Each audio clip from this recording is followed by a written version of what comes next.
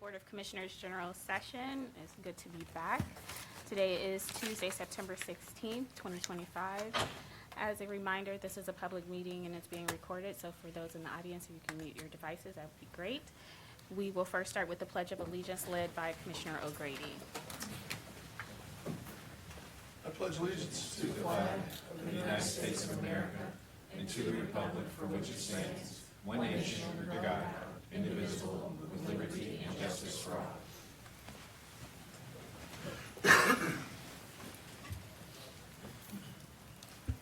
As we begin today's meeting, we want to take a moment to recognize National Recovery Month, observed every September since 1989.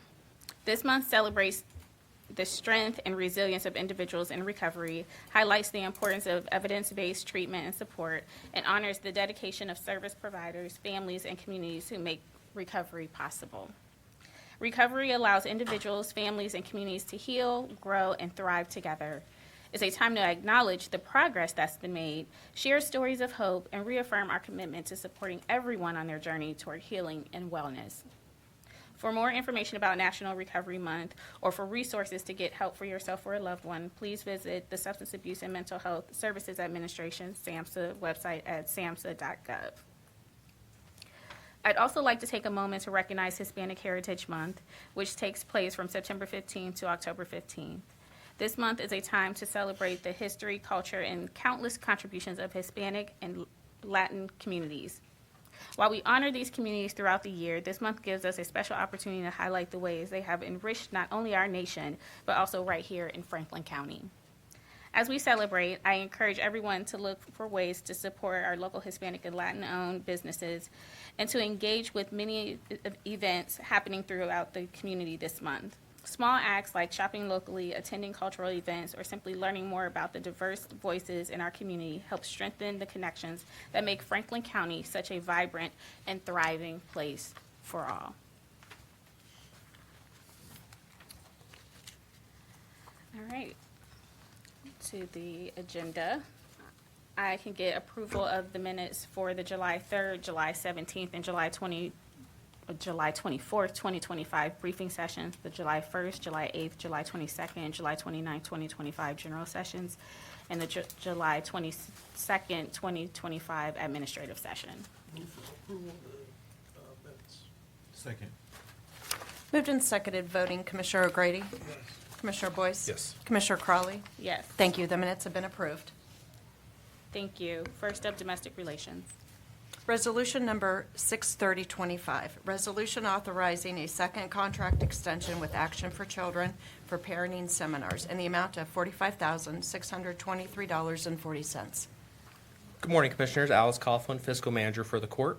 This resolution is for a one-year contract extension with Action for Children, who will provide parenting classes for parents seeking a divorce, legal separation, annulment, or allocation of parental rights. This contract was originally bid through the Purchasing Department in 2023. The annual cost of the seminars is $45,623.40, which will be offset by a $22 filing fee to pay for these seminars. Pending any questions, the court requests the approval of this resolution. There are no comments or questions. I'll move approval of resolution 63025. Second. Moved and seconded, voting Commissioner O'Grady. Yes. Commissioner Boyce. Yes. Commissioner Crawley. Yes, Resolution number 63025 has been adopted. Thank you. thank you. Have a great day. Thank you. Next, we have the auditor's office. Resolution number 63125, resolution extending the period for filing an application for the registration of dogs in Franklin County without penalty pursuant to Ohio Revised Code Section 955.01. Good morning, Commissioner Boyce, Commissioner O'Grady, President Morning. Crowley. I'm Good Michael morning. Stanzello, your Franklin County Auditor. Appreciate the opportunity to be here. As noted, Ohio Revised Code grants the Board of Commissioners the exclusive authority to extend the deadline to register dogs in Section 955.01. The Board of Commissioners have used this authority to extend licensing season in 2020, 2021, 2022, 2023, and 2025. As an office, the Auditor's Office believes proactively extending the licensing deadline by 1 month will give Franklin County dog owners a reasonable time to comply with this statutory duty. By extending licensing season proactively, it's going to also give our office the ability to provide transparency and consistency as we promote the upcoming dog licensing season. Pending any questions, I respectfully ask for your support of this resolution, officially extending the upcoming dog licensing season by 1 month from January 31st, 2026 to February 28th, 2026. If there are no comments or questions, I'll move approval of Resolution 63125. Second. Moved and seconded, voting. Commissioner O'Grady? Yes. Commissioner Boyce? Yes. Commissioner Crowley? Yes. Resolution number 63125 has been adopted. Thank you. Thank you. Have a great day. Next, we have Clerk of Courts. Resolution number 63225, resolution approving a lease with Lillimac LLC for office space at 220 East Campus View Boulevard for the Clerk of Courts North Auto Title Branch in the amount of $1,213,282.63. Good morning, Commissioners. I'm Rich Sims, the Director of Auto Title for Clerk of Courts O'Shaughnessy. This lease and the proposed resolution number 063225 is for a new location for the Clerk's North Auto Title Branch, encompassing 5,567 square feet of office and customer service space located at State Route 23 and I-270 on the north side. This location will provide convenient access for citizens across the north of the county, including North Columbus, OSU, Linden, Upper Arlington, Clintonville, New Albany, Westerville, Worthington, and Dublin. Today's resolution is for a 5-year lease commencing on January 28th, 2026 and running through January 27th, 2031, with an option to extend for a further 5 years. The not-to-exceed amount for the initial term of the lease is $1,213,282.63. Pending any questions, the Clerk's Office respectfully requests approval of resolution number 0632-25. If there are no comments or questions, I'll move approval of Resolution 63225. Second. Moved and seconded, voting. Commissioner O'Grady? Yes. Commissioner Boyce? Yes. Commissioner Crowley? Yes. Resolution number 63225 has been adopted. Thank you. Thank you. Next up, we have the Engineer's Office. We have a public hearing for Resolution 63325. Can the Deputy Clerk please read the public hearing? Plans approved for the Zuber Road, Plum Road Drainage Improvement, Section 3 project, Pleasant Township and Jackson Township, Franklin County, Ohio. I would like to open this public hearing for the resolution. Is there anyone here in the audience who would like to speak on this public hearing? Seeing none, I would like to close the public hearing and have the Deputy Clerk read the resolution into the record. Resolution number 63325, plans approved for the Zuber Road, Plum Road Drainage Improvements, Section 3 project, Pleasant Township and Jackson Township, Franklin County, Ohio. Good morning, Commissioners. Nick Soulis on behalf of Franklin County Engineer Adam Fowler. Commissioners, our first resolution does authorize the plan approval for the Zuber Road Plum Run South Drainage Outlet Improvement Project. It's located in southwest Franklin County in Pleasant and Jackson Townships. It's funded with OPWC dollars, and it seeks to improve drainage within the area. Approval of this resolution will allow our office to move forward with bidding the project. Pending any questions, I ask for your approval. If there are no comments or questions, I'll move approval of Resolution 63325. Second. Moved and seconded, voting. Commissioner O'Grady? Yes. Commissioner Boyce? Yes. Commissioner Crowley? Yes. Resolution number 63325 has been adopted. Resolution number 63425, resolution awarding contract and approving contract bond to Strasser Paving Company Incorporated for the Walnut Street at New Albany Conduit Road, State Route 605 Roundabout Project, in the amount of $3,974,627.76. Commissioner, Strasser Paving Company was determined to be the lowest and best bidder for the Walnut Street at New Albany Conduit Road project. Located in northeast Franklin County, this is a collaborative project between Franklin County, New Albany, Plain Township, and ODOT, and will improve the offset stop-controlled intersection with a modern roundabout. We are anticipating moving forward with construction in the spring of 2026. Pending any questions, we ask for your approval. If there are no comments or questions, I'll move approval of Resolution 63425. Second.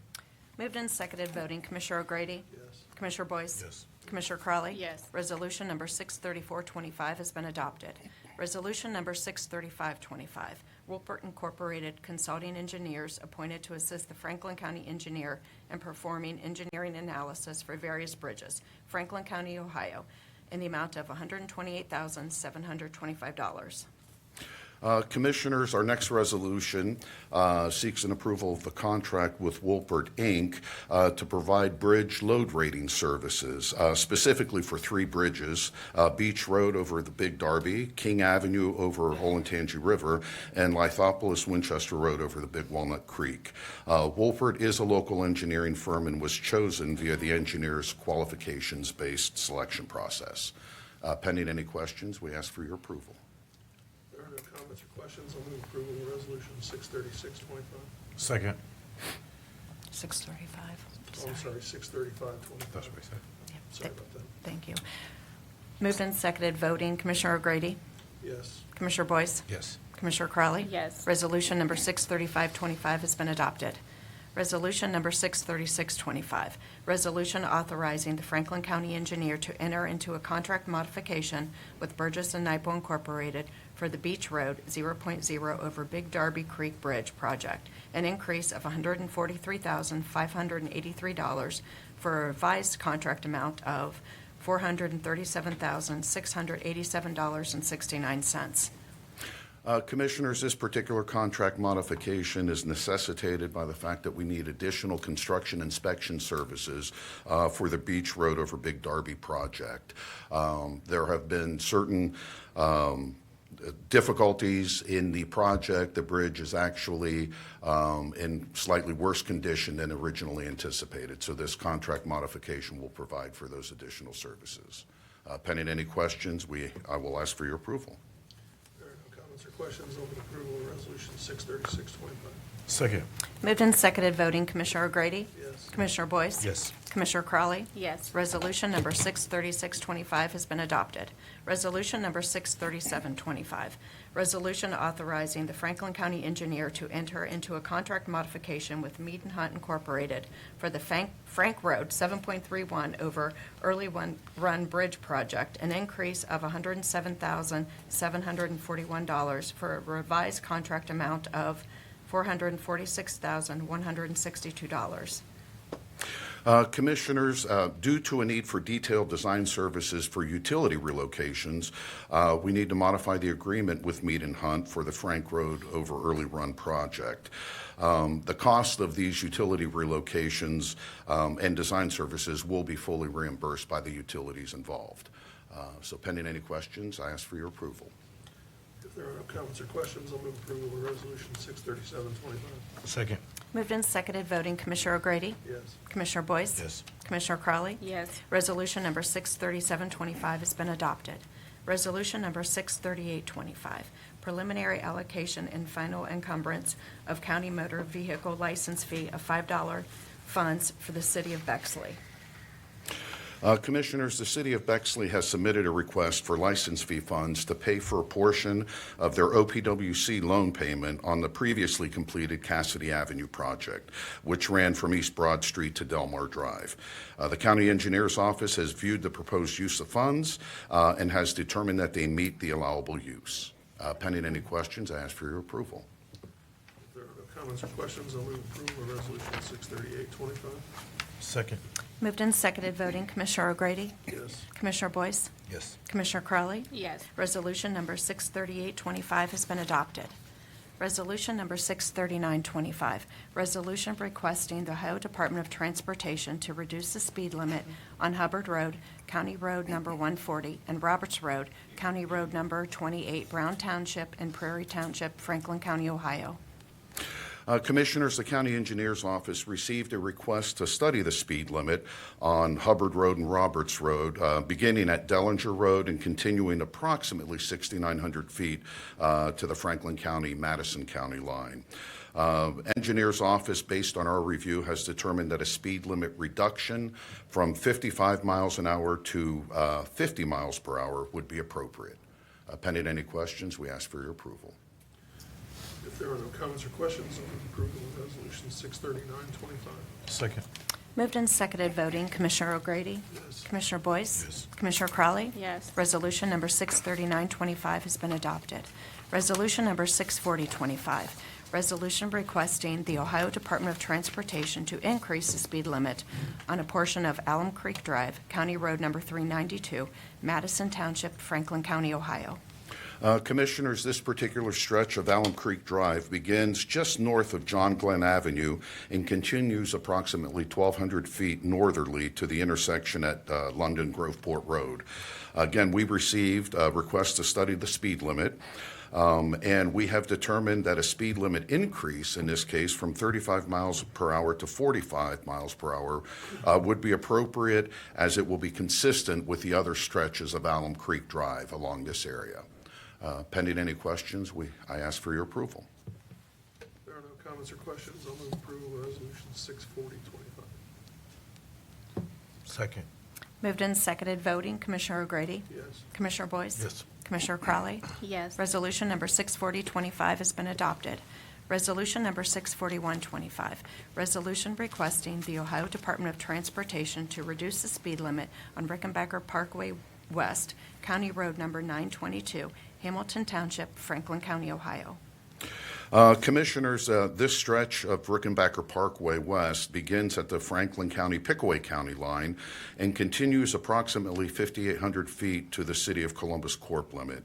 Again, we've received a request to study this stretch of road and have determined that a speed limit reduction from 55 miles per hour to 45 miles per hour would be appropriate. Pending any questions, we ask for your approval. If there are no comments or questions, I'll move approval of Resolution 64125. Second. Moved and seconded, voting, Commissioner O'Grady? Yes. Commissioner Boyce? Yes. Commissioner Crowley? Yes. Resolution number 64125 has been adopted. Resolution number 64225, report first of the Franklin County Engineer establishing sums of compensation for a portion of the owners of property abutting Zuber Road, Plum Road drainage improvements, Pleasant Township and Jackson Township, Franklin County, Ohio, in the amount of $39,106. Commissioners, this next resolution seeks compensation for 4 property owners abutting the Zuber Road Plum Run Drainage Improvement Project. As indicated before in the PS&E resolution, it's located in Pleasant and Jackson Townships, and the project seeks to improve drainage in the area. We have successfully negotiated with the property owners, and compensation is based upon appraised fair market value. Pending any questions, I ask for your approval. If there are no comments or questions, move for adoption of 643-25. Second. Moved and seconded, voting, Commissioner Boyce? Yes. Commissioner Crowley? Yes. Resolution number 64225 has been adopted. Resolution number 64325, report fifth of the Franklin County Engineer establishing sums of compensation for a portion of the owners of property abutting Roar Road, County Road number 235, from Bixby Road, County Road number 229, to Shook Road, County Road number 234, Hamilton Township, Franklin County, Ohio, in the amount of $35,922. Commissioners, this resolution seeks compensation for 4 property owners abutting the Roar Road corridor project. It's a collaborative project with the City of Obetz, and it's funded with OPWC and private development dollars. It's located in Hamilton Township, and it seeks to improve Roar Road by providing left turn lanes at Bixby Road and Creekside Parkway, and includes the addition of a 2-way left turn lane from Creekside Parkway. We have negotiated again with the property owners, and the compensation is based upon appraised fair market value. Pending questions, I ask for your approval.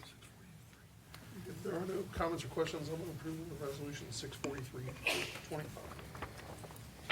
Second. Moved and seconded, voting, Commissioner O'Grady? Yes. Commissioner Boyce? Yes. Commissioner Crowley? Yes. Resolution number 64325 has been adopted.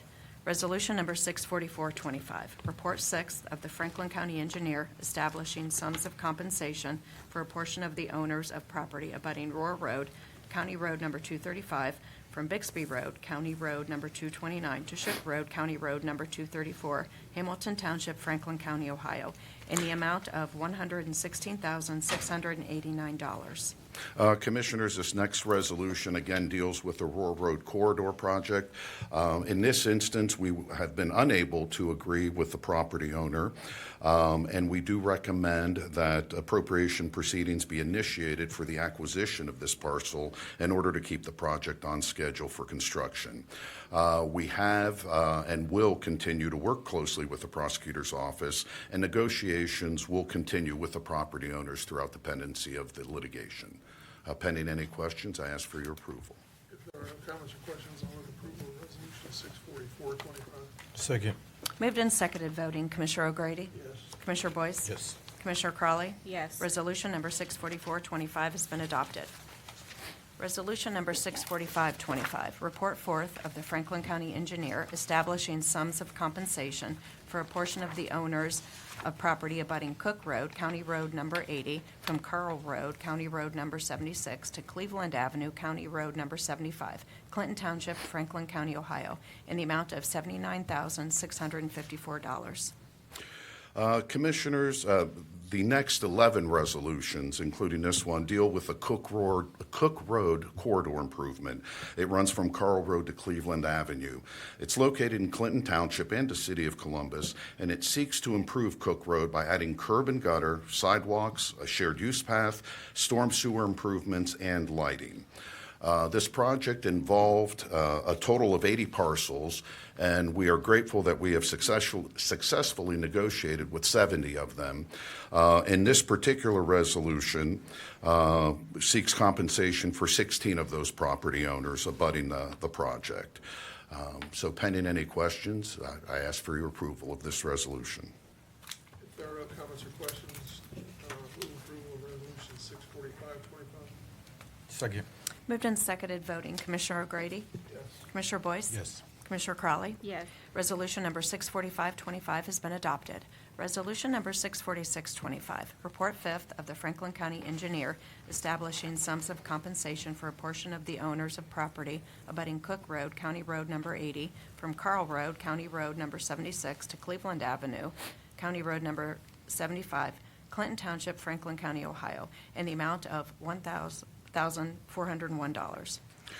Commissioners, as I indicated in the previous resolution, in this instance, we were unable to successfully negotiate with the property owner, and we request that appropriation proceedings be commenced for the acquisition of this parcel.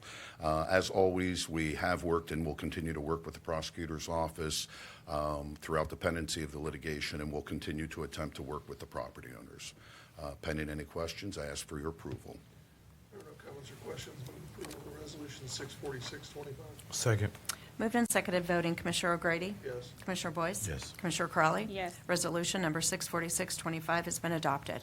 Resolution number 64725, report sixth of the Franklin County Engineer establishing sums of compensation for a portion of the owners of property abutting Cook Road, County Road number 80, from Carl Road, County Road number 76, to Cleveland Avenue, County Road number 75, Clinton Township, Franklin County, Ohio, in the amount of $950.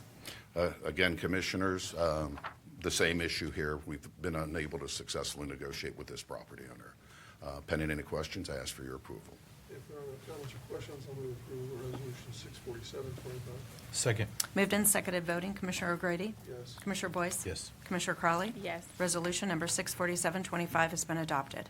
Resolution number 64825, report seventh of the Franklin County Engineer establishing sums of compensation for a portion of the owners of property abutting Cook Road, County Road number 80, from Carl Road, County Road number 76, to Cleveland Avenue, County Road number 75, Clinton Township, Franklin County, Ohio, in the amount of $1,001. Again, Commissioners, I ask for your approval of this resolution to commence appropriation proceedings on this parcel. If there are no comments or questions, I'll move approval of resolution 64825. Second. Moved and seconded voting, Commissioner O'Grady? Yes. Commissioner Boyce? Yes. Commissioner Crawley? Yes. Resolution number 64825 has been adopted. Resolution number 64925, report eighth of the Franklin County Engineer establishing sums of compensation for a portion of the owners of property abutting Cook Road, County Road number 80, from Carl Road, County Road number 76, to Cleveland Avenue, County Road number 75, Clinton Township, Franklin County, Ohio, in the amount of $1,541. Again, Commissioners, we ask for your approval of this resolution. If there are no comments or questions, I'll move approval of resolution 64925. Second. Moved and seconded voting, Commissioner O'Grady? Yes. Commissioner Boyce? Yes. Commissioner Crawley? Yes. Resolution number 64925 has been adopted.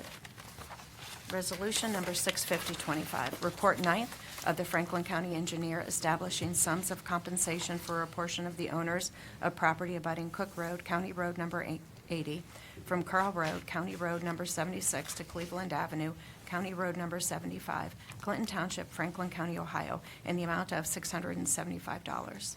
Again, Commissioners, we ask for your approval of this resolution. There are no comments or questions. I'll move approval of resolution 650-24. Second. Moved and seconded, voting Commissioner O'Grady, Yes. Commissioner Boyce, Yes. Commissioner Crowley. Yes. Resolution number 65025 has been adopted.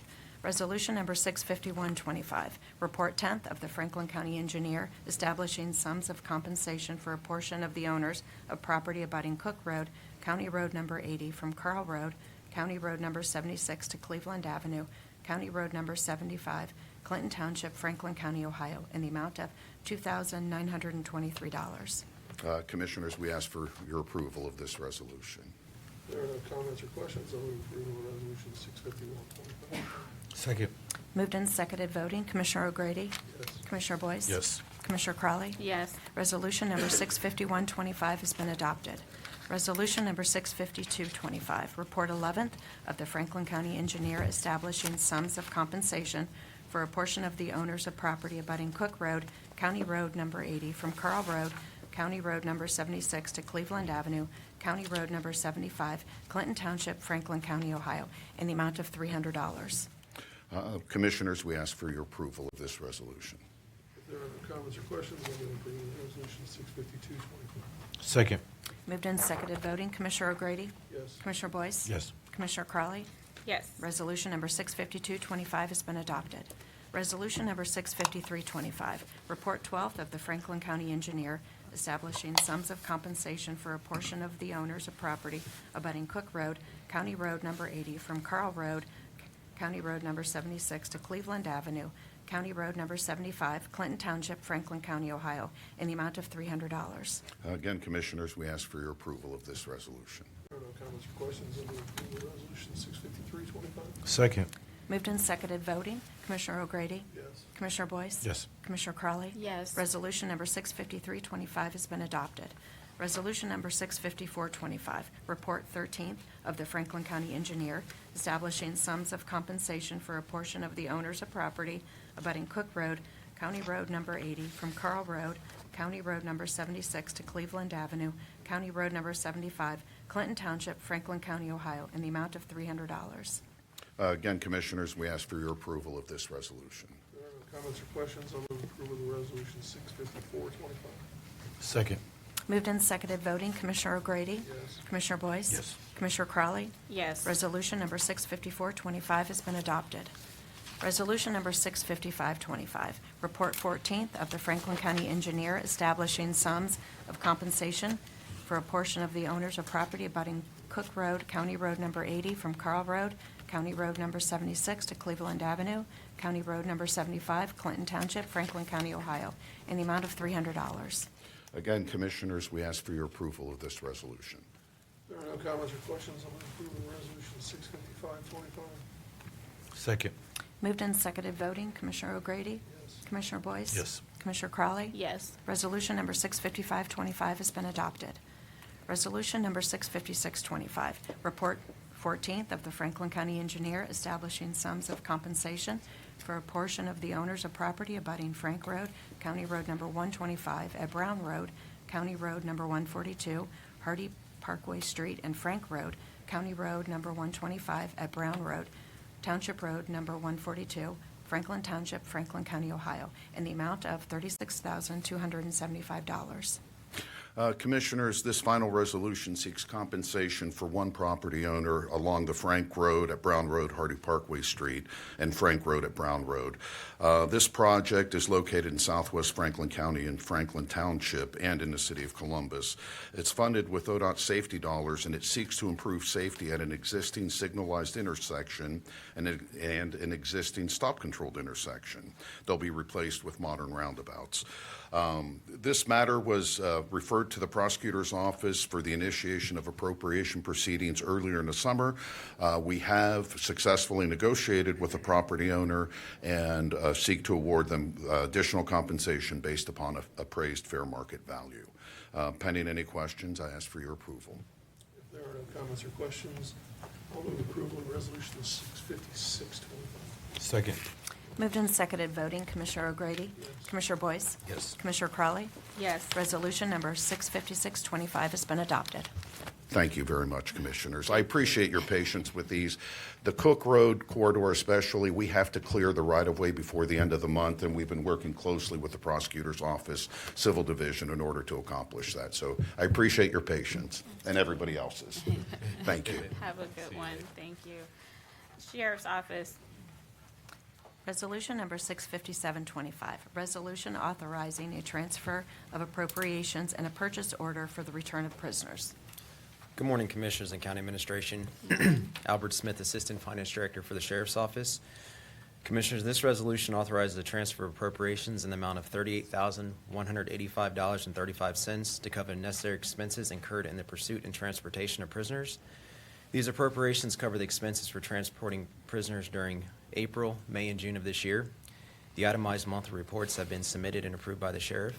Pending any questions, I ask for your approval.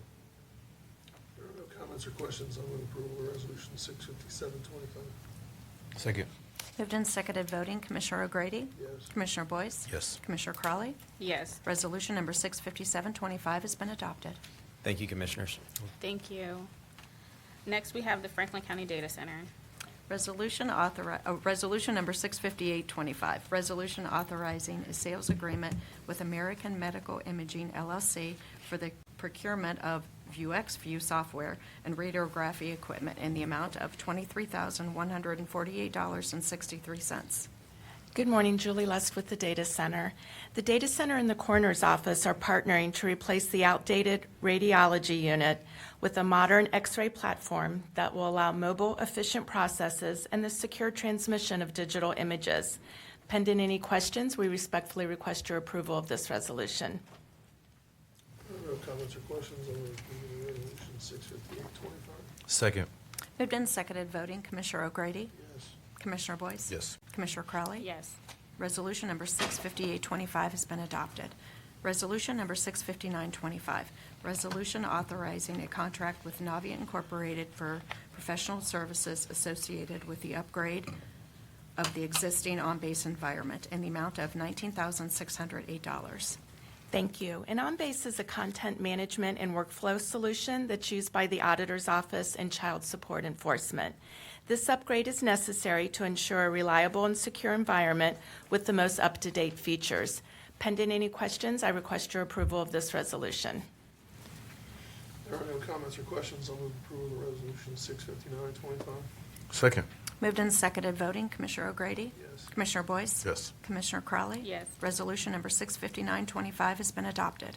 Resolution number 66025, resolution authorizing a contract with CDW Government LLC for the procurement of QuickBase Enterprise Development Software in the amount of $234,440.46. Thank you. And this contract renews the QuickBase low-code development platform for 3 years. The technology reduces development time, allowing the data center to deploy applications like the Auditor's Unclaimed Funds, Office on Aging's Box Fan program, and the Sheriff's Covert Initiative to reduce firearm and violent crime in Franklin County faster and more efficiently. The platform also allows the team to reuse sections of code and visual workflows to provide these digital solutions sooner. Pending any questions, I request your approval of this resolution. If there are no comments or questions, I'll move approval of Resolution 66025. Second. Moved and seconded voting, Commissioner O'Grady? Yes. Commissioner Boyce? Yes. Commissioner Crowley? Yes. Resolution number 66025 has been adopted. Thank you, Commissioners. Thank you. Thank you. Next, we have community partnerships. Resolution number 66125, resolution authorizing the second payment of a COVID-19 recovery grant to the Rise Together Innovation Institute to support the development of a community information exchange. Good morning, Commissioners. I am filling in for Curtis Brown, so Juan Torres, Chief Information Officer for the Board of Commissioners. This resolution authorizes the second payment for the Community Information Exchange. Over the past year, the team has made tremendous progress. They've successfully completed a thorough RFP process and now are ready to move into the implementation phase. So today we have Sonia Nelson, Will Pitrick, Diane Dagafort, and Haley Allison representing the team. And so I just want to take a moment to introduce Sonia, give her a moment, and then answer any questions. We respectfully request your approval. Good morning, everyone. I'm proud, good morning, commissioners, everyone. I'm proud to represent Rise Together Innovation Institute as their interim CEO. And on behalf of Rise Together, we request the approval of this resolution. Madam President? Thank you. Before we get into this community partnership, so I want to just take a personal point of privilege, if I may, Madam President, to recognize Curtis Brown. He's not here today, but yesterday he defended his dissertation for his PhD. And I was, give him a round of applause. And I was able to attend. I know there were some other folks who were on there too, and he just did an outstanding, amazing job, and I was so proud of him. And I remember when he started here at the county, and just to see the evolution of one of our folks is a tremendous thing. But he runs a community partnership program. He's probably recovering, I'm going to guess today. And so, thanks for the round of applause for him. Madam President, I had a couple of questions for our guests here. And I know, Sonia, that you're new to this conversation. And Fourth week. Yes. She's like, fourth week. Yeah. And so I don't want to hold you personally accountable for the answers to these, but I do feel as though I want to make sure you understand the history of this conversation, and more importantly, that we're still on the same page. So if I read this resolution correctly, this is a $3 million appropriation. Is that correct? Correct. Okay. And what have we invested so far into this? I think this is the second For appropriation. this year, this is the second, But what was the first? $3 million. It was $3 million. Okay. What part of the the request to the CIE was to raise dollars from entities outside of the county, because this is a resource that everyone will be utilizing and have to populate essentially with information and data, or be connected to. And so where are we with the other investors, i.e. the City of Columbus, private sector, et cetera, et cetera? Good morning, Commissioners. I'm Diane Dagaford, consultant that's working with the team on this. Let me address the sustainability questions that you have all asked, and you all asked last time. We have been working on it. So what's our overall strategy? Blended funding model, or braided funding model, is what we have seen in other CIEs around the country. As you know, with Administrator Wilson and with Adam and Juan and others, we have been looking at different models across the country of CIEs and asking how do they approach sustainability? And braiding different sources of funding is how they are able to do it. So what are those sources of funding? Primarily, those sources come from contracts. The 211 portions of CIEs and the care coordination portions of CIEs have different types of contracts with different sources of funding. On the 211 side, it's often, running housing outlines for cities and counties. It is providing contract services, just like our own 211 has contracts with Franklin County Office of Aging and Franklin County Children's Services to provide some services here. So it's very similar with other 211s around the country. On the CIE side, often their funds come from managed care plans and health care. So we're talking about, reimbursements that relate to connecting individuals with the social services that they need. There's, funding around social determinants of health and making those connections that come through the healthcare world.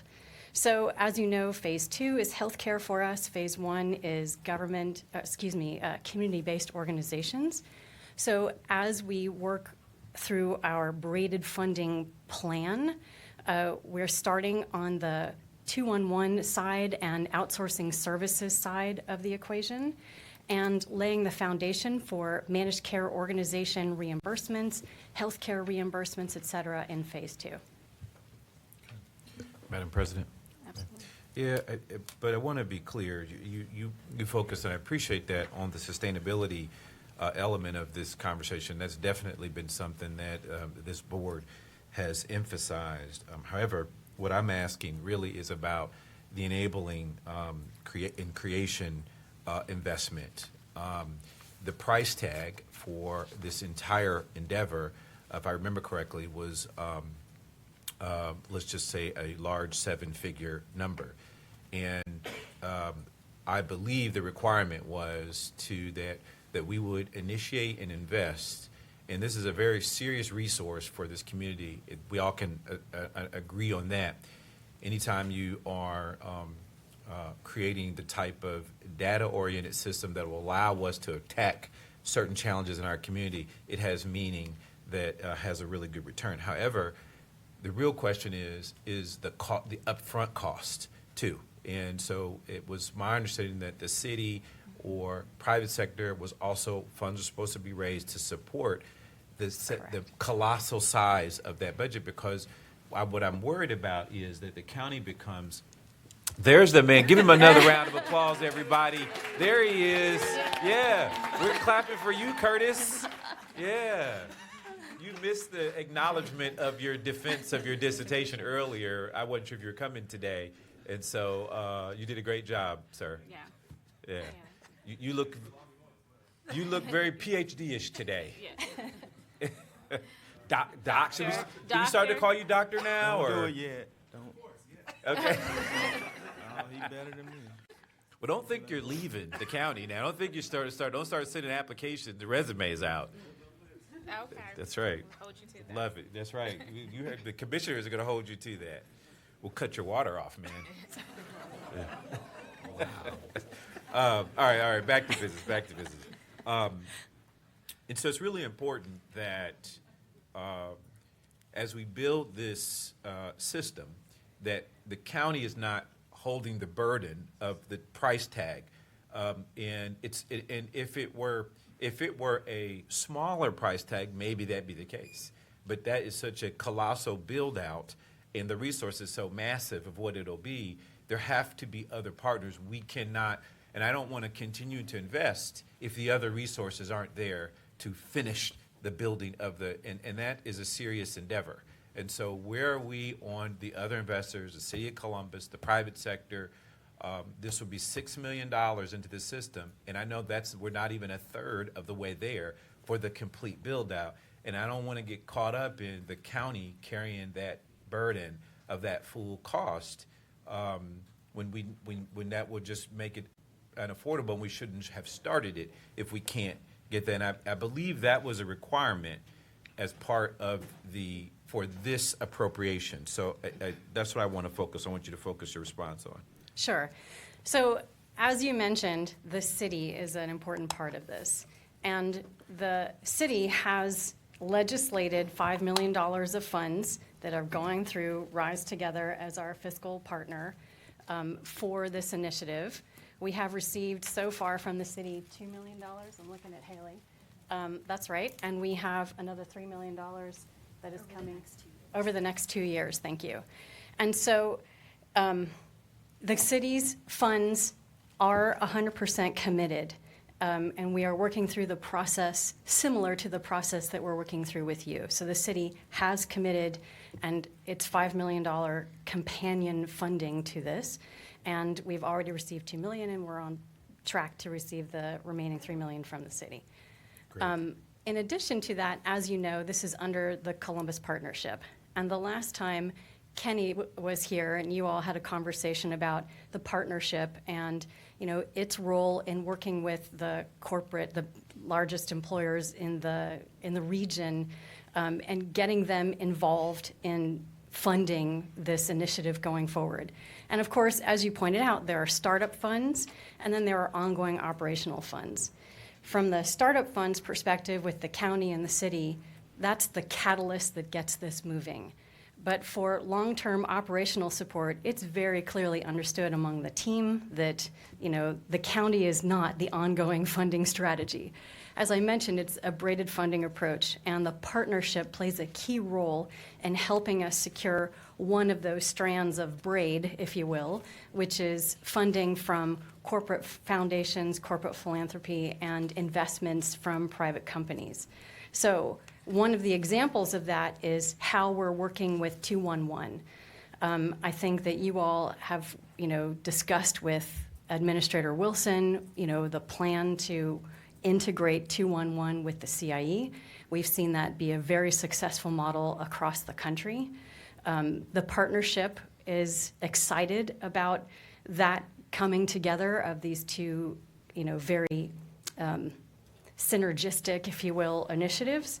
And so the partnership is leading the effort to, have a place for the CIE and the 211 organizations to come together as an entity moving forward. So the partnership, is not, I don't want to give you the impression that the partnership is assuming, yes, Franklin County is going to fund this going forward. I can't speak for the partnership, of course. I'm a consultant working with them. But that is, my understanding as we've discussed with leaders of the partnership how we're going to structure the CIE and 211 together moving forward.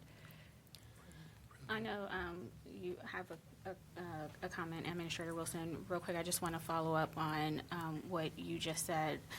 I guess at what point in time, to Commissioner Boyce's point, we can't be the ones holding the bag. I know that the City of Columbus has committed, and then you talked about the partnership. At what point in time is the red flag waved for their contribution, or when they're going to come to the table or bring philanthropy to the table as we continue to invest? It's now. Those conversations are happening now because as we get 211 brought into the, as we bring 211 and CIE together, that's coming together under the overall umbrella of the partnership. And so, the partnership, it's in the partnership's interest to make sure that that's sustainable and stable for, making sure we maintain services and improve services as we get through that transition. And 211 is housed where now? Lutheran Social Services. And they know that Yes. The Board of Lutheran Social Services has approved this. The Board of Smart Columbus has approved this. The Partnership Board is aware and has approved this. We're going through due diligence now with our attorneys to make sure we understand what are all the assets of 211, what gets transferred, what are the liabilities that get transferred, et cetera. So we're working through the legal process now of bringing those two initiatives together. But they'll be brought together under the partnership. The partnership understands, what that means from a responsibility perspective. Administrator Wilson. Thank you, President Crowley, Commissioner Boyce, Commissioner O'Grady. The 211 component is critical and an essential piece of this because when you look at community information exchanges across the country, those that are most successful in proceeding forward in connecting the various sectors of the human services ecosystem in the nonprofit community has to have a healthy, vibrant, modern 211 system. Additionally, I would point out that CEO of the partnership, Jason Hall, has come on board and has been an active participant in the CIE on the governance committee. With that being said, dollars have not been committed in an exact amount for the maintenance of the system, but we are putting the money forward to build the system. One major milestone that has put in place that has cleared the air from where we were initially was there was some doubt about what the overall cost would be. The county's ultimate commitment of American Rescue Plan Act dollars would total as much as $13 million towards this, as this was laid out with the city's 5. A big question mark in any time you do this is you go through an RFP process and you talk to all the vendors in this space. So the group is very close and has that budgeted out now through 2028, what that looks like. And this Board of Commissioners has made it clear from the start that once this is built, the plan is not that the county would somehow have to own the system, maintain the system, and take care of the system for the community from a support standpoint, because it would not be viable that way. And right now, this asset is under the Columbus Partnership, and that would be an awkward relationship if the county didn't own it and the county had to pay to support it for the entire community, for the entire human services ecosystem, as well as the nonprofit community. So that is being made perfectly clear. Part of the asset transfer with 211 that has to be a sort, those funding streams, as Diana pointed out, that support that system, that has to carry over, but it has to be strengthened, because as we know, the 211 system's financial formula right now, in full disclosure, needs repair. So all of these things are on these folks' to-do list, and I think they all understand that they'll be held accountable. I see, Adam, you standing too far away from the podium. You standing next to Curtis, some of his PhD glow to wear off on you or something. But yeah, I mean, you understand the assignment.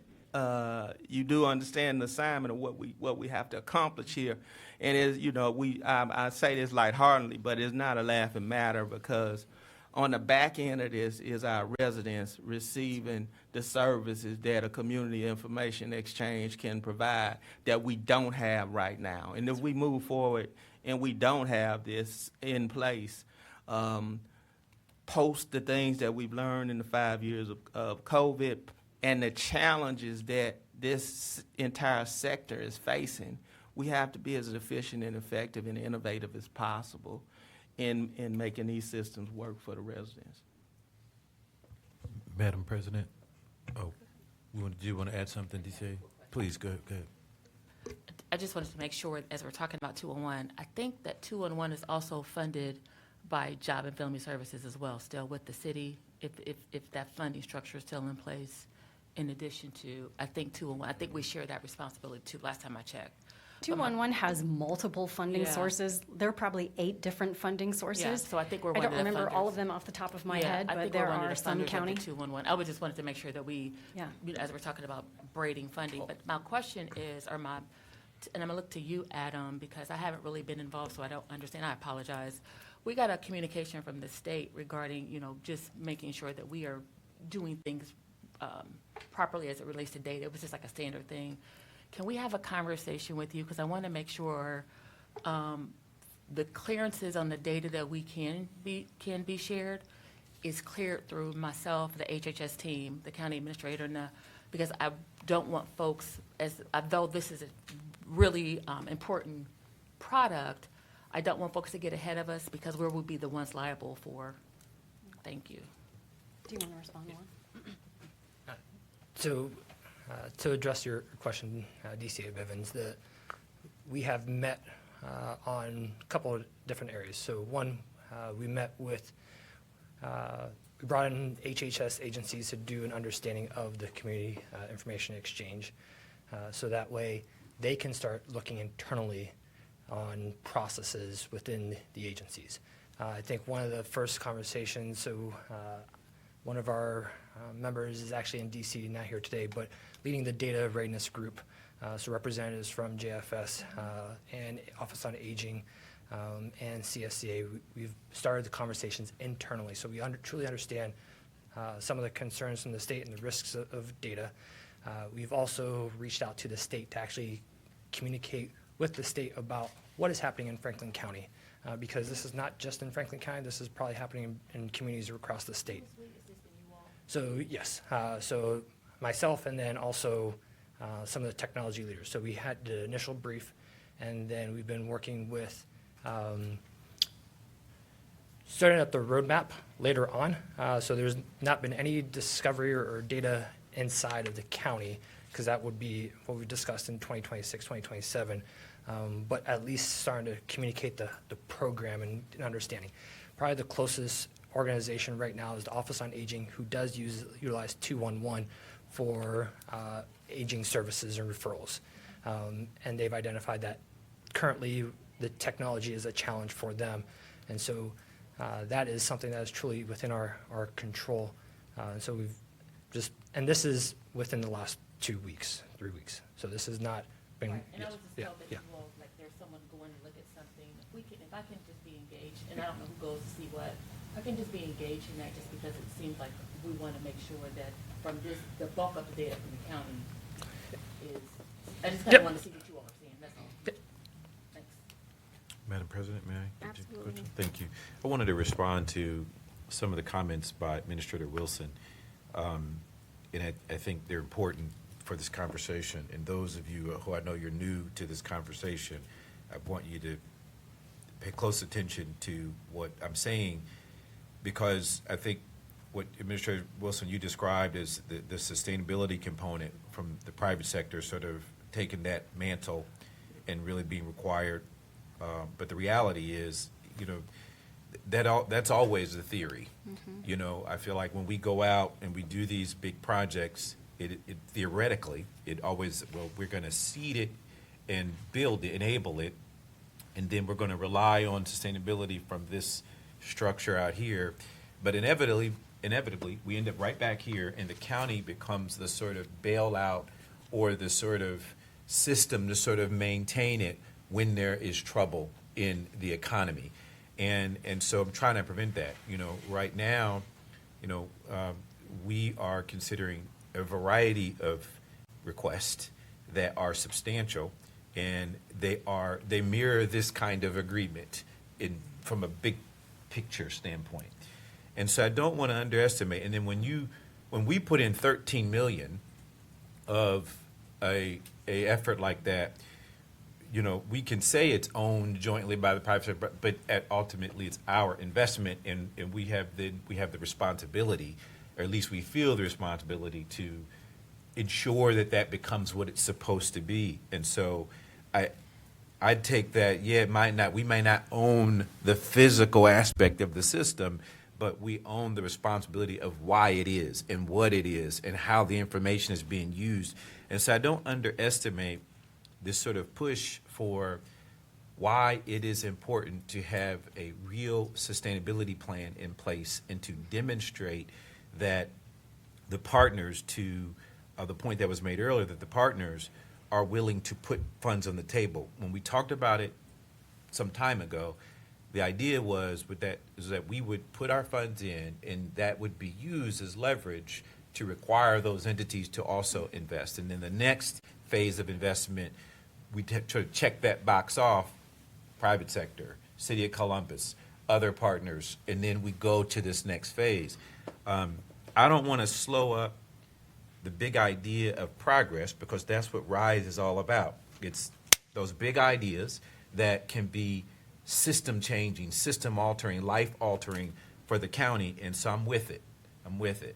But it doesn't mean that, and I know I speak for my colleagues when I say this, that we are watching very closely, because we're sensitive to public dollars being used, and how that we got 9,000 requests on the table for everything is legitimate. Every situation, every scenario, you can make the legitimate economic case, the legitimate impact case, but we don't have a money printing machine, you know, and so we have to make choices, and we have to decide, and that's the tough part about this job. So I'm being on the record to say that you're being held seriously accountable, because this is a lot of money,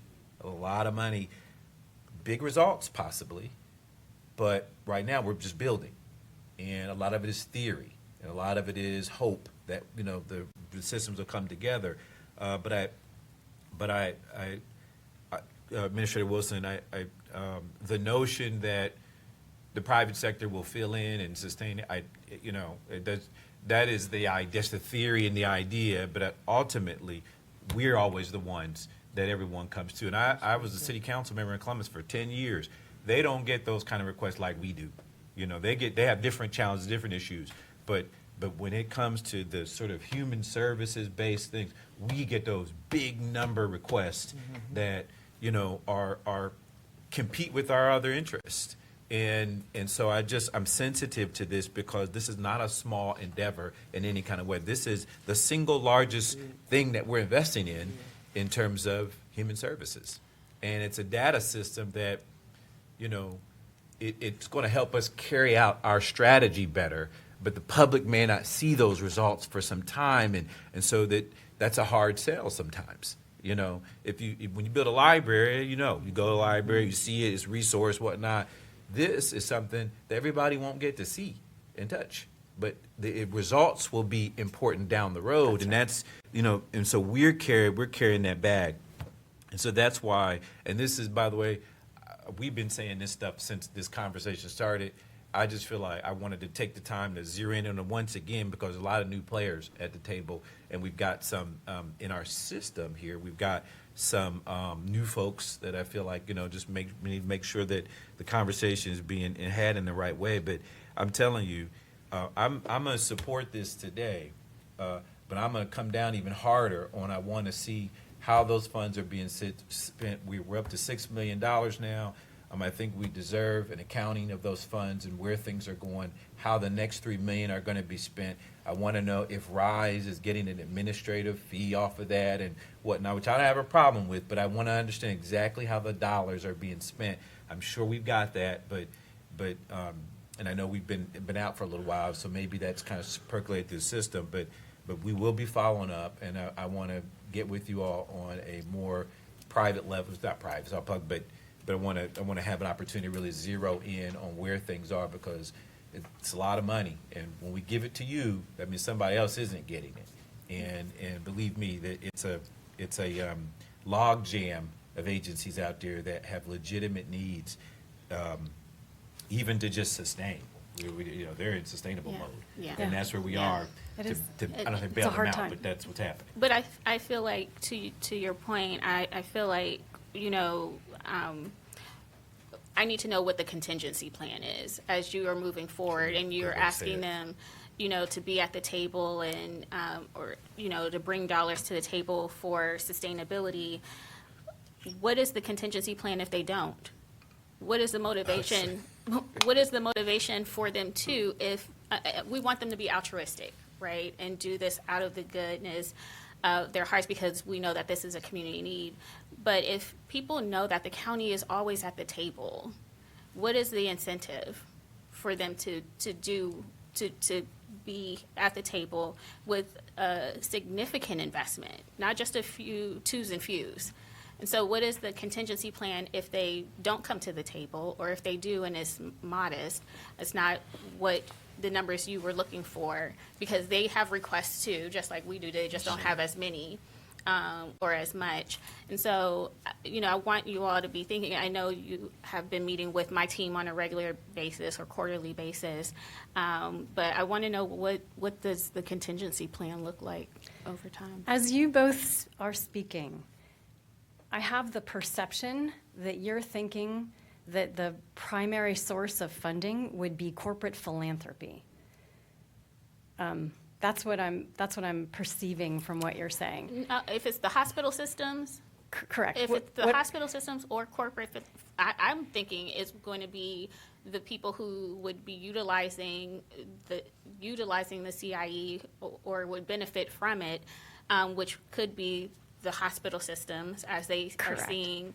I would say the food bank, or I can name a number of beneficiaries of the CIE or who would be seeing, our neighbors come through their doors. But no, I definitely don't think it's corporate. No. The reason I ask is because, when we've looked at numerous CIEs around the country, and some are at the state level and some are at the local level. And all of them use this braided or blended funding approach.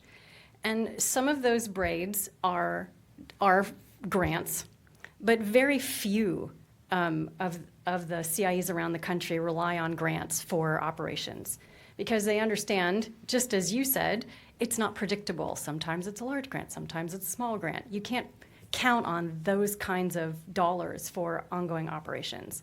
So they operate as businesses. They have one braid that is healthcare, being hospitals, managed care programs and organizations, and it's all based on reimbursements for social determinants of health, operations, and referrals. There's another source of braid, which is working with counties and cities to provide outsourced services to them, providing intake for some services, providing directories for some services, answering housing hotlines, things like that. So when we look at organizations across the country and we dissect their funding, your question was, what's our plan B? I think, Ken, as you mentioned in the last conversation that you all had in this room about this initiative, I think we all agreed this can't fail. And I'm not saying that to say we don't have a plan B. What I'm saying is we have to set this up for success where we don't need a contingency plan for the whole thing. We might need to have a contingency plan for a particular funding source that is, let's say, $50,000, but it's braided funding of multiple streams of funding for services that are provided by the CIE to different organizations. Some of those organizations might be at the state level, some might be at the county level, city level, municipalities, but also private companies.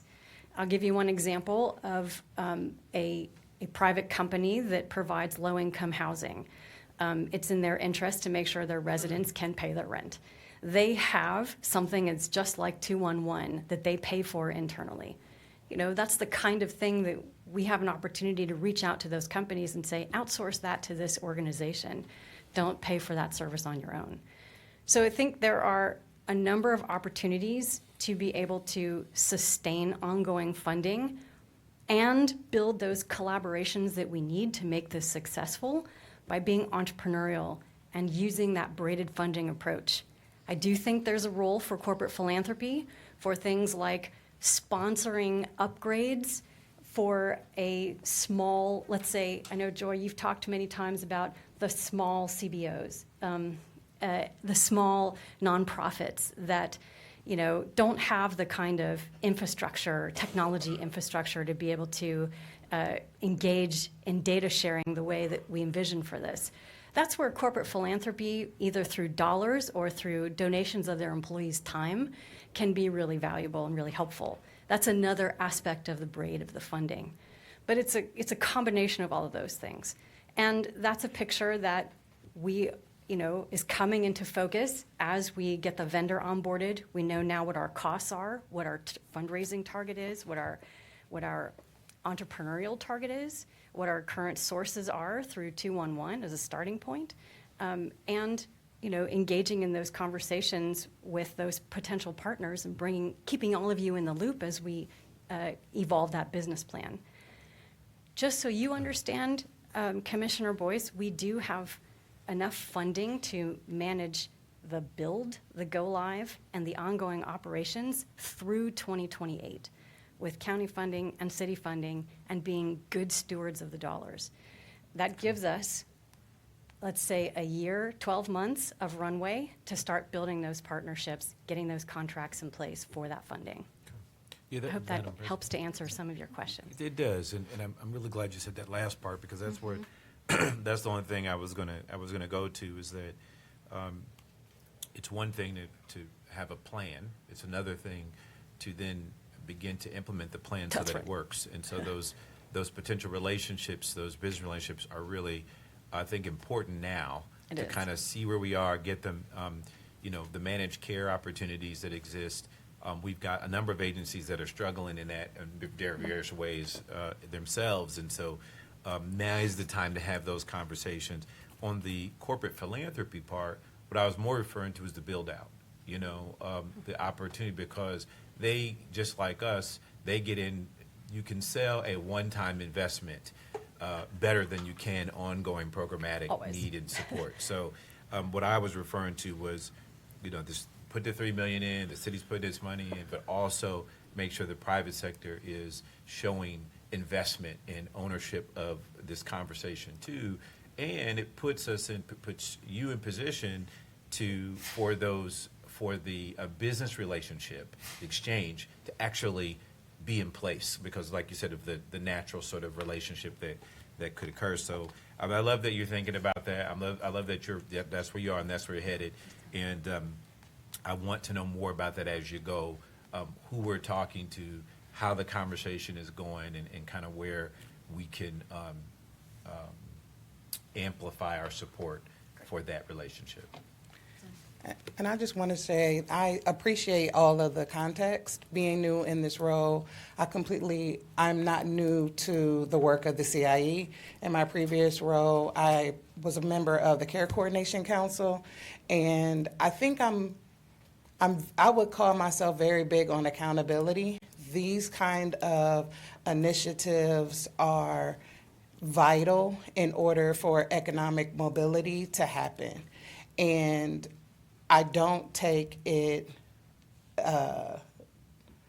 it is very huge opportunity for us to be able to serve our community and for you guys to trust us to be able to make that happen.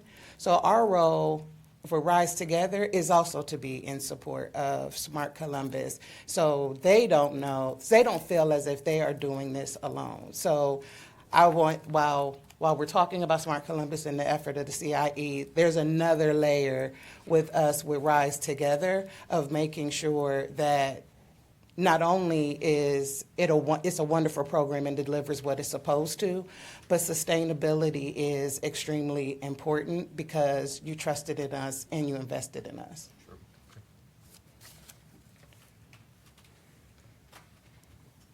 Okay. Okay. Any more questions or comments?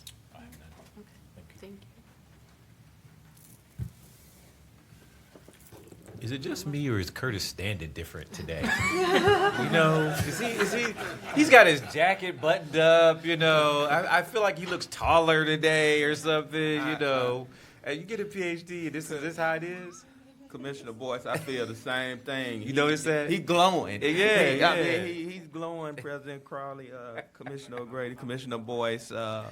He held his own. He went a few hours into the questioning.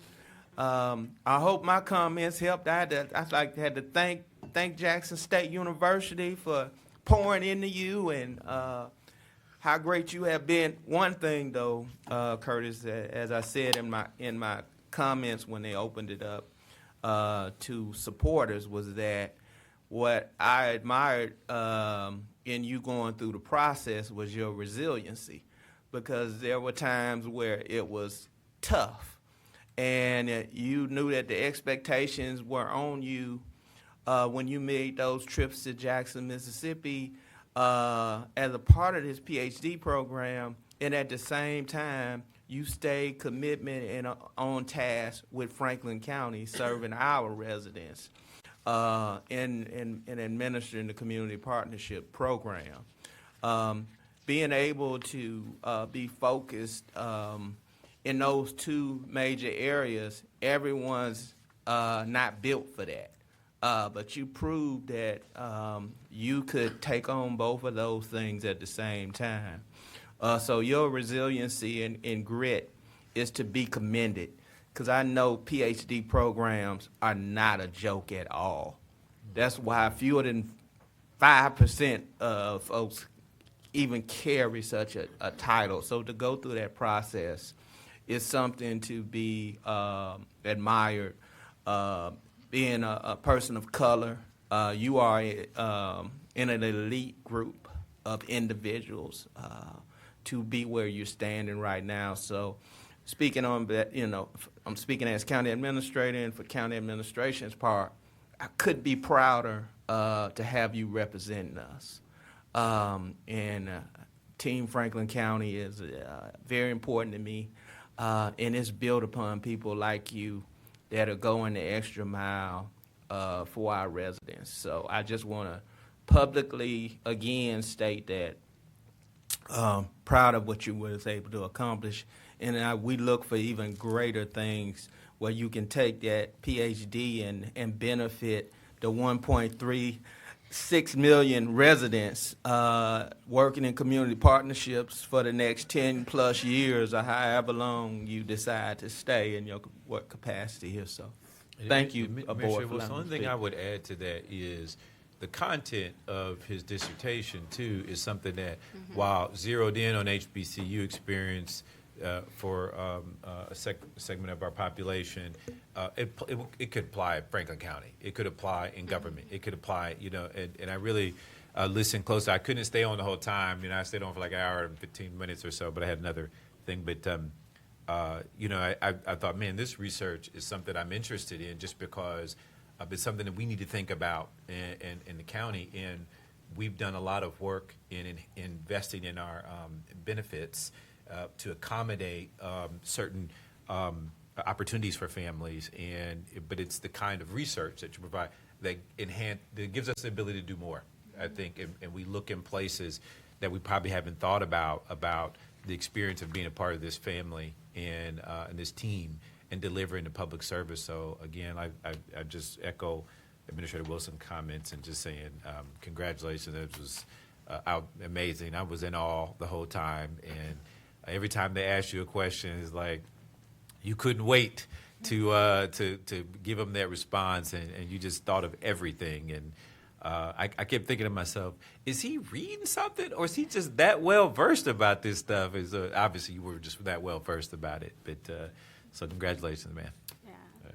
So I was going to do a point of personal privilege at the end, since you weren't here in the beginning. So I'm glad you're getting your flowers now before people start leaving.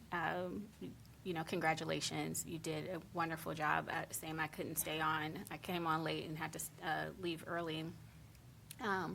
But your research and just talking about belonging in general and definitely in talking about Maslow's hierarchy of needs can be attributed to what we're talking about with the CIE and making sure that people have access to resources and not just get to a door, but the right door and can walk through it, where in that Franklin County is a place where people can see themselves.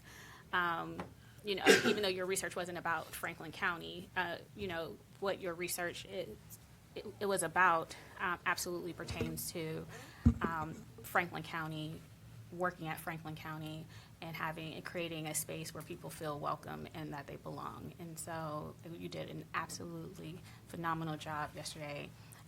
Congratulations, Doctor. So, yeah. All right. So everyone is always proud of you and all the work that you do on a regular basis. Curtis is a special human being for sure. And we are Team Franklin County is particularly proud of you and who you are and the work that you've done. We are glad that you are a part of who we are as a family.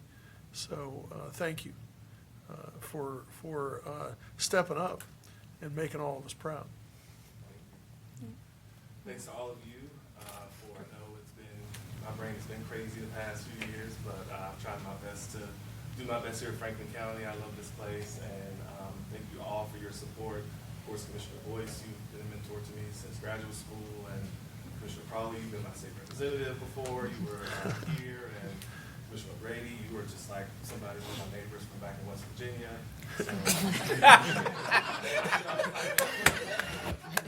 Oh, that's hilarious. But that's how how I know some people are as well. Like we meet no strangers, and that's how Commissioner is. So I appreciate all of you and Administrator Wilson for all of the encouragement and everything over the past few years since I've been here, as well as you, Zach, and Tamika. I haven't got to you yet, but just thank you for everything. Thanks for everything, and I'm happy to represent Franklin County in a great way, and happy to work here as well. Yes, finally. I am, if there are no further comments or questions, I will gladly make a motion to approve Resolution 66125. Second. Moved and seconded, voting, Commissioner O'Grady? Yes. Commissioner Boyce? Yes. Commissioner Crowley? Yes. Resolution number 66125 has been adopted. Thank you. Thank Have a you. great day. Economic Development and Planning.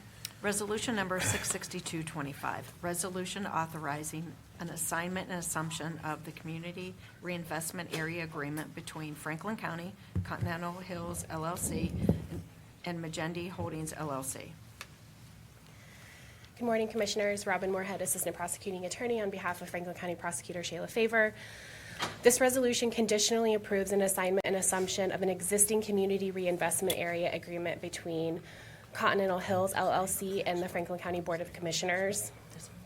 A bit of background information. The board originally adopted resolution number 0082-18 to establish and describe the boundaries of the Olentangy Valley Community Reinvestment Area. Subsequently, the board entered into a Community Reinvestment Area Agreement with Continental Hills under the authority of resolution number 0789-18, which granted Continental Hills a 60% real property tax exemption for a 15-year period with respect to the remodel and upgrade of an existing building located at the Olentangy Valley Center in Franklin County. Continental Hills completed that project and began receiving the real property tax exemption in 2023. Continental now wishes to convey its interest in the project, including its interest in the CRA agreement, to Magendie Holdings LLC as of the date of the closing of the sale of the project. Section 18 of the existing CRA agreement permits Continental Hills to assign its rights in the CRA agreement upon approval by the Franklin County Board of Commissioners, provided that Magendie Holdings, as the buyer, assumes all obligations of Continental Hills under the CRA agreement with respect to the project, certifies to the validity of the representations, warranties, and covenants contained in the CRA agreement, and pays a $2,500 transfer fee to Franklin County. By its execution of the attached assignment and assumption of the CRA agreement that was included in the resolution packet, Magendie has satisfied the first two requirements of Section 18 of the CRA agreement. The assignment and assumption of the CRA agreement will be held in escrow by the Franklin County Prosecutor's Office until the remaining requirement set forth in Section 18, that $2,500 transfer fee, has been completed, and Continental Hills provides the county with sufficient evidence of the closing of the sale of the project. Upon confirmation that all remaining resolution requirements have been met, the prosecutor's office will notify the clerk and instruct the clerk to obtain the county administrator's signature. Pending any questions, I respectfully request your approval of this resolution. Madam President, may I ask a question? Yeah, one, I want to just asterisk here. We should caution transferring these agreements to buyers. As we get into more affordable housing relationships and scenarios, this could go the wrong direction quickly. And so I want to This is a commercial project. either And, way, yeah. I'm just saying, but Yeah. once you're doing a transfer. Sure. And so if I'm a developer of affordable housing, I'm going to reference that the county does, they do transfer abatements with, or transfer these agreements with, and so I'm just saying, I just want to, it's an asterisk of Sure. caution. Yes, of course. The second thing is,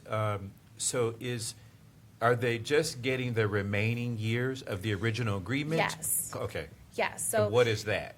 So the tax exemption began in 2023, so it's roughly 13 years. So I guess I asked the prosecutor's office, does that, because I feel like that's not conveyed in this resolution. It's 15 years. Maybe it is in there.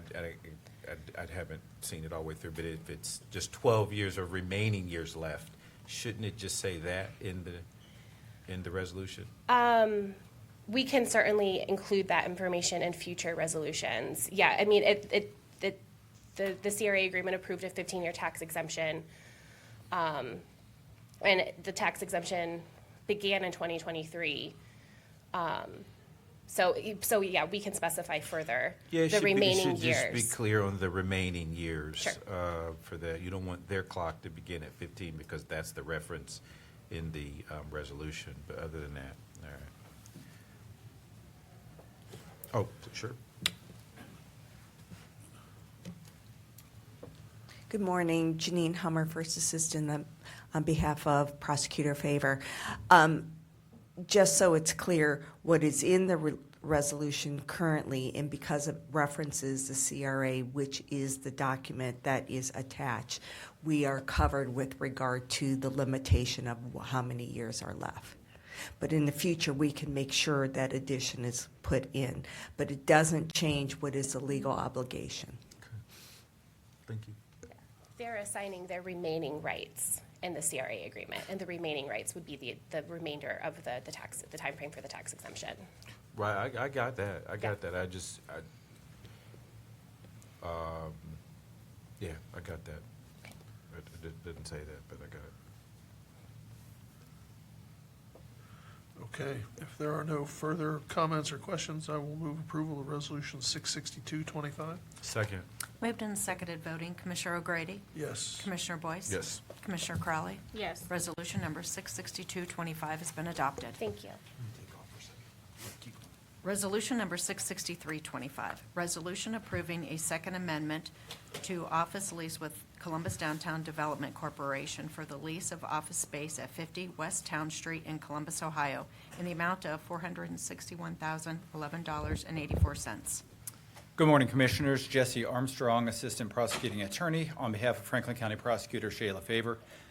This resolution would approve a second amendment to an existing lease with the Columbus Downtown Development Corporation for office space that is leased in the Lazarus Building. This amendment would add approximately 9,300 square feet to that existing lease. The amendment also incorporates some improvements to the new space to fit the county's needs. The existing lease has been in place for approximately 18 years. The total cost of the improvements would be approximately $395,000, and the rent would commence upon completion of those improvements and occupancy by the county, which is estimated to be January of 2026. Pending any questions, I would request your approval. If there are no comments or questions, I would move approval of Resolution 66325. Second. Moved and seconded voting, Commissioner O'Grady? Yes. Commissioner Crowley? Yes. Resolution number 66325 has been adopted. Thank you. Thank you. Next up, economic engagement and community development. Resolution number 66425, resolution authorizing a grant agreement with Always With Us Charities to support the after-school child enrichment program in the amount of $179,810. Good morning, Commissioners and County Administration. Talisha Williams with the Office of Economic Engagement and Community Development and Purchasing. Inspired by advocacy, education, and enrichment services, Always With Us Charities, or AWU, is a nonprofit organization that provides a multitude of opportunities to enhance the lives of children and families in Columbus, Ohio, and the surrounding communities. Since 2017, AWU has delivered high-quality programming to elementary school students. The After-School Enrichment, or ACE program, has served over 1,100 TANF eligible students at 8 elementary schools. Additionally, the ACE summer program has served more than 500 participants in Franklin County over the past 4 years. The ACE program offers youth development activities aimed at nurturing positive, contributing citizens. Its core services include summer programming and health and wellness events. Through those efforts, AWU continues to enrich the lives of children and family across Franklin County. This agreement will support Always With Us Charities to implement the ACE program during the 2025 and 2026 school year, serving 90 youths ages 7 to 12 in the Westerville School District. This programming will include homework help, social emotional learning, and athletic instruction. This agreement aligns with goal number 11 of the Rise Together Poverty Blueprint. And today I do have Mr. George Reese with us with Always With Us Charities to answer any questions for you that you may have Otherwise, we respectfully request your approval of this resolution. I want to say good morning. Good morning to Administrator Ken Wilson, DCA Bivens, County Commissioner O'Grady, Commissioner Boyce, and President Crawley, DCA Withers also. Thank you for this opportunity to provide a service and address the need in Westerville City Schools.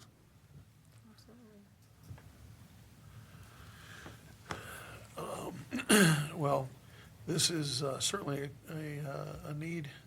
It's probably a need in school districts other than just Westerville, but we appreciate you providing the service in the Westerville City School District. And if there are no other comments or questions, I will move approval of Resolution 664-25. Second. Moved and seconded voting, Commissioner O'Grady? Yes. Commissioner Boyce? Yes. Commissioner Crowley? Yes. Resolution number 664-25 has been adopted. Thank you. Thank you. Have a good one. Next, Justice Policy and Programs. Resolution number 665-25, resolution authorizing a sub-grant award with Franklin County Community-Based Correctional Facility to support prevention, treatment, and recovery from addiction, including opioids and any other co-occurring substance use or mental health conditions through the FY 2024 Local Opioid Settlement Government Fund Grant Program in the amount of $24,960. Good morning, Commissioners and County Administration. Melissa Pearson, Interim Director for the Franklin County Office of Justice Policy and Programs. Commissioners, as you know all too well, Franklin County is a recipient of local opioid settlement grant funding awarded directly to counties and municipalities impacted by the overdose crisis. This resolution requests your approval of a subaward to the Franklin County Community-Based Correctional Facility in the amount of $24,960 to support a full-time peer support specialist assigned to work with individuals diagnosed with a substance use disorder and receiving medication-assisted treatment. This resolution supports Goals 2 and 9 of the Rise Together Blueprint for reducing poverty, and pending any questions, we request your approval. Joy Bivens, Deputy County Administrator of Health and Human Services. My only request, Melissa, is for these, can we make sure that as they're giving us the report throughout the aggregate data, we really want to hone in on, due to what's going on a federal level as it relates to Medicaid and some other things, we need to be able to tell a story on need for folks that are, the peer support folks are seen in this particular categorical demographic. So if we can get that, once a month or more frequently, then we can submit it to those who are making decisions. Absolutely, DCA Bivens. We are building in processes as we speak to make sure that that is information we're capturing with all of our target populations, because there is going to be a significant impact. If there are no other questions or comments, I will move approval of Resolution 665-25. Second. Moved and seconded voting, Commissioner O'Grady? Yes. Commissioner Boyce? Yes. Commissioner Crowley? Yes. Resolution number 665-25 has been adopted. Resolution number 666-25, resolution authorizing a professional service contract agreement with Gerald Jones for the peer support and case management services for justice-involved residents served through the Franklin County Rapid Resource Center in the amount of $20,000. Commissioners, the Board of Commissioners have been extremely supportive of our efforts to embed peer support specialists and community health workers into programs that support some of our most vulnerable residents. This resolution seeks your approval of a professional services contract with Mr. Gerald Jones to provide transition planning, peer support, and case management services to individuals released from both of our correctional facilities visiting our rapid resource centers. This resolution supports Goal 2 of the Rise Together Blueprint, and pending any questions, I would ask for your approval of this professional services contract. If there are no comments or questions, I'll move approval of Resolution 666-25. Second. Moved and seconded voting, Commissioner O'Grady? Yes. Commissioner Boyce? Yes. Commissioner Crowley? Yes. Resolution number 666-25 has been adopted. Resolution number 667-25, resolution authorizing contracts for services with Healing Broken Circles and the Research Institute at Nationwide Children's Hospital, doing business as Abigail Wexner Research Institute under the FY 2024 Second Chance Act addressing the needs of incarcerated parents and their minor children grant program in the amount of $379,849.44. Commissioners, I'm extremely proud to alert you once again that Franklin County Office of Justice Policy and Programs was one of 5 jurisdictions across the country awarded funding through the FY 2024 Second Chance Act, addressing needs of incarcerated parents and their minor children to mitigate the negative impacts of parental incarceration on children and families left behind. Research has confirmed time and time again the profound collateral consequences and generational trauma parental incarceration can have on children, and this multi-agency, multi-collaborative, multi-discipline initiative attempts to mitigate some of those negative consequences at both a micro and a systemic level. The Children of Incarcerated Parents program model implements a 2-prong approach. The first is to provide supportive and stabilizing services to families of individuals sentenced by the Common Pleas Court to a term of incarceration, and the second is to support families and fathers sentenced to the Franklin County Community-Based Correctional Facility. This resolution primarily supports the second prong and seeks your approval of contracts for services in the amount of $355,000 to Nationwide Children's Hospital, and in the amount of $24,849.44 for the provision of parenting education for male residents in the CBCF. Both programs seek to provide outreach, case management, parental education, and supportive services for families and children of the incarcerated residents of the CBCF. Funding will also support referrals for mentoring, behavioral health, and medical needs. This contract supports Goal 9 of the Rise Together Blueprint, and pending any questions, I would ask for your approval of both subawards. Commissioners, Joy Bivens, Deputy County Administrator. Melissa, Commissioners, as you know, we have a unit for children of incarcerated youth that we established, I think, 2 years ago. Mm-hmm. Can we make sure that we do an arranged marriage with this one? Because we have specialists that actually go into the courtrooms that work with families, parents who are being incarcerated. And also, I think out of our efforts in standing this up, we were the ones who spearheaded when a parent is arrested, there was never an indicator to even ask if you had a child at home. Yeah. Children in this community were going home when their parents were being arrested, so they would go home are not being picked up at all. So they've added that indicator now. But my goal is to make sure that we're not creating a silo, we're working collectively together, because we already have specialists in the courtroom doing that. Thank you for bringing that up, DCA Bivens. Something I can report, beginning January 1st, we will expand the number of Common Pleas courtrooms that our specialists will be in from 2, which was the pilot initiative, to 7 courtrooms. We're really excited to marry not only the CBCF Common Pleas Court, but obviously the one-door initiatives with our Family Stabilization Unit. We will be tracking this very closely. You'll see a resolution come before you in January that will expand the evaluation efforts with Nationwide Children's Hospital to incorporate the Common Pleas Courtroom initiative as well. We just weren't asking a question we should have been asking all along. How can we support these families so we can mitigate some of those collateral consequences? All right, if there are no further comments or questions, I'll move approval of Resolution 667-25. Second. Moved and seconded voting. Commissioner O'Grady? Yes. Commissioner Crowley? Yes. Commissioner Boyce? Abstain. Resolution number 667-25 has been adopted with Commissioner Boyce's noted abstention. Resolution number 669-25, resolution authorizing non-general fund supplemental appropriations related to various grant awards.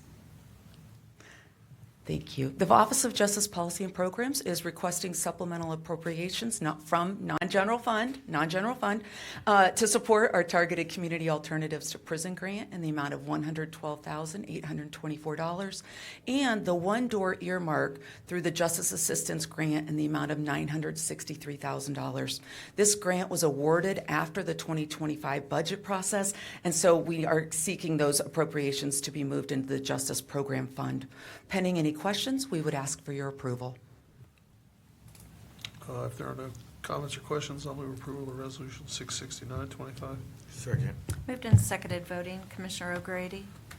Yes. Commissioner Boyce? Yes. Commissioner Crowley? Yes. Resolution number 669-25 has been adopted. Thanks so much. Thank you. Next, we have purchasing. Resolution number 670-25, resolution approving purchases for various Franklin County agencies in the amount of $3,652,590.65. Good morning, Commissioners. Megan Perry Balanier, Director of Purchasing. This resolution requests your approval of 50 purchase orders. The county auditor has pre-certified available funding, and pending any questions, I respectfully request your approval of this resolution. If there are no comments or questions, I'll move approval of Resolution 67025. Second. Moved and seconded voting, Commissioner O'Grady? Yes. Commissioner Boyce? Yes. Commissioner Crowley? Yes. Resolution number 67025 has been adopted. Thank you. Thank you. Next up, Board of Commissioners. Resolution number 67125, resolution authorizing a grant agreement with the Greater Sports Commission related to the support for the Columbus Fury. Good morning, Commissioners. Zach Telerik with the Office of Management and Budget. The Greater Columbus Sports Commission drives collaborative efforts in attracting and hosting a wide variety of sporting events while playing a significant role in promoting tourism and visitation in Franklin County and the Greater Columbus area. With us today is CEO and President of the Greater Columbus Sports Commission, Linda Logan, to say a few words on this resolution. Good morning, everyone. So happy to be here. Can you hear me okay? No. There we go. Is the button I on? think I Okay. turned it off. Okay. All right. Good morning. Thank you, everyone. So happy to be here. Appreciate your continued support of tourism and sports and all the work that we're doing together to grow. We continue to grow not only locally but nationally in the work that we're doing. So appreciate the collaboration with the city, the county, and also raising the profile for girls and women in sports. If there are no comments or questions, I will absolutely move approval of Resolution 67125. Second. Moved and seconded voting, Commissioner O'Grady? Yes. Commissioner Boyce? Yes. Commissioner Crowley? Yes. Resolution number 67125 has been adopted. Thank you. Thank you. Resolution number 67225, resolution reappointing Kenneth N. Wilson to the Board of Directors of Experience Columbus in his official capacity. Good morning, Commissioners and County Administration. Michael Ruhrman, Assistant Director of Community Appointments. This resolution seeks to reappoint Kenneth N. Wilson to the Board of Directors of Experience Columbus in his official capacity for a term ending July 31st, 2029. Pending any questions, we respectfully ask your approval. If there are no comments or questions, I'll move approval of Resolution 67225. Second. Moved and seconded voting, Commissioner O'Grady? Yes. Commissioner Boyce? No. I mean, yes. Sorry. Commissioner Want to see Crowley? if he was awake over there. Test him out. Resolution number 67225 has been adopted. Resolution number 67325, resolution reappointing D'Amica Withers to the Impact Community Action Board of Directors in her official capacity. Commissioners, this resolution seeks to reappoint D'Amica Withers to the Impact Community Action Board of Directors in her official capacity for a term expiring December 31st, 2025. Pending any questions, we respectfully ask for your approval. If there are no comments or questions, I'll move approval of Resolution 67325. Second. Moved and seconded voting, Commissioner O'Grady? Yes. Commissioner Boyce? Yes. Commissioner Crowley? Yes. Resolution number 67325 has been adopted. Resolution number 67425, resolution approving, ratifying, and confirming Franklin County Suburban Mayor's appointee to serve on the Franklin County Convention Facilities Authority Board. Commissioners, this resolution is to approve, ratify, and confirm Franklin County Suburban Mayor's appointee to serve on the Franklin County Convention Facilities Authority Board for a term ending September 30th, 2028. Pending any questions, we respectfully ask for your approval. I do have a question, Michael. Yes. Can I ask who is the appointee? Yes, my apologies. This is Joe Begning. Thank you. If there are no further comments or questions, I'll move approval of Resolution 67425. Second. Moved and seconded voting, Commissioner O'Grady? Yes. Commissioner Boyce? Yes. Commissioner Crowley? Yes. Resolution number 67425 has been adopted. Resolution number 67525, resolution appointing Guadalupe Velasquez to the Aspire Workforce Innovation Board, formerly Workforce Development Board, pursuant to the requirements of the Workforce Investment and Opportunity Act of 2015. Commissioners, this resolution seeks to appoint Guadalupe Velasquez to the Aspire Workforce Innovation Board, formerly Workforce Development Board, pursuant to the requirements of the Workforce Investment and Opportunity Act of 2015, for a term expiring June 30th, 2028. Pending any questions, we respectfully ask for your approval. If there are no comments or questions, I'll move approval of Resolution 67525. Second. Moved and seconded, voting Commissioner O'Grady? Yes. Commissioner Boyce? Yes. Commissioner Crowley? Yes. Resolution number 67525 has been adopted. Resolution number 67625, resolution reappointing Luke Fedlam to the Franklin County Parks and Recreation Board of Trustees. Commissioners, this resolution seeks to reappoint Luke Fedlam to the Franklin County Parks and Recreation Board of Trustees for a term expiring August 30th, 2028. Pending any questions, we respectfully ask for your approval. If there are no comments or questions, I'll move approval of Resolution 67625. Second. Moved and seconded, voting Commissioner O'Grady? Yes. Commissioner Boyce? Yes. Commissioner Crowley? Yes. Resolution number 67625 has been adopted. Resolution number 67725, resolution reappointing Trudy Bartley to the Franklin County Parks and Recreation Board of Trustees. Commissioners, this resolution seeks to reappoint Trudy Bartley to the Franklin County Parks and Recreation Board of Trustees for a term expiring August 30th, 2028. Pending any questions, we respectfully ask for your approval. If there are no comments or questions, I'll move approval of Resolution 67725. Second. Moved and seconded, voting Commissioner O'Grady? Yes. Commissioner Boyce? Yes. Commissioner Crowley? Yes. Resolution number 67725 has been adopted. Resolution number 67825, resolution reappointing Stephen Francis to the Franklin County Parks and Recreation Board of Trustees. Commissioners, our final resolution seeks to reappoint Stephen Francis to the Franklin County Parks and Recreation Board of Trustees for a term expiring May 4th, 2028. Pending any questions, we respectfully ask for your approval. If there are no comments or questions, I'll move approval of Resolution 67825. Second.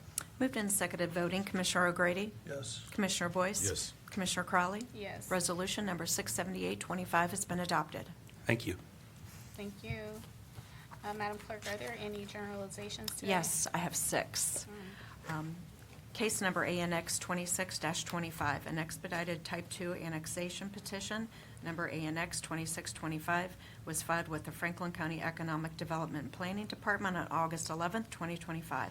The petition is requesting to annex 26.904 acres from Jackson Township to the city of Grove City. The petition will be considered by the Board of Commissioners on September 23rd, 2025. The site is 4910 Hoover Road, PID number 160-000824. Case number ANX 27-25, an expedited Type 2 annexation petition. ANX-27-25 was filed with the Franklin County Economic Development and Planning Department on August 11th, 2025. The petition is requesting to annex 0.3 acres from Franklin Township to the city of Columbus. The petition will be considered by the Board of Commissioners on September 23rd, 2025.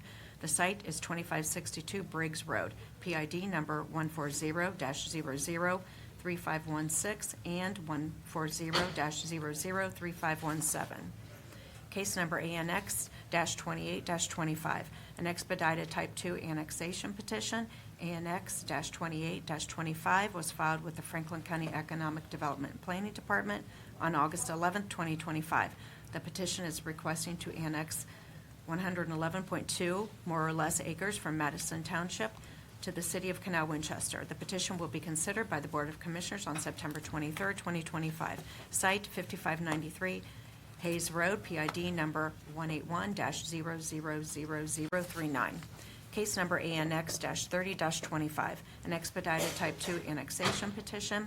ANX-30-25 was filed with the Franklin County Economic Development and Planning Department on August 20th, 2025.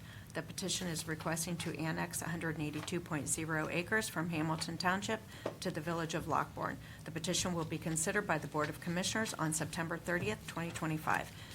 Site is 164 Plum Street, Mechanic Street, PID number 150-000210 and 150-00026.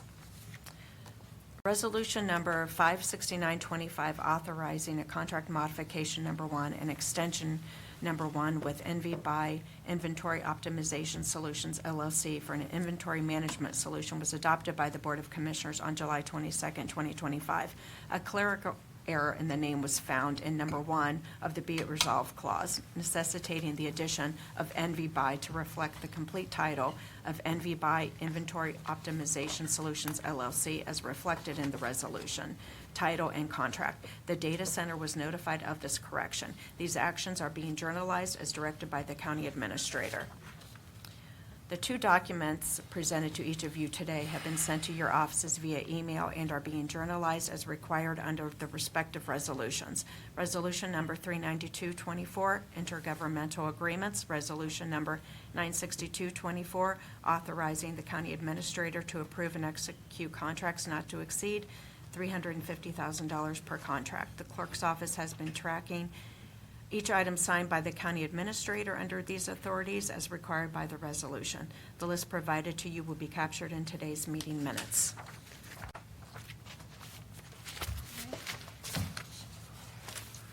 Board of Commissioners. Resolution number 67925, resolution of the Franklin County Board of Commissioners to convene into executive session for the purpose of considering personnel matters. Oops, sorry.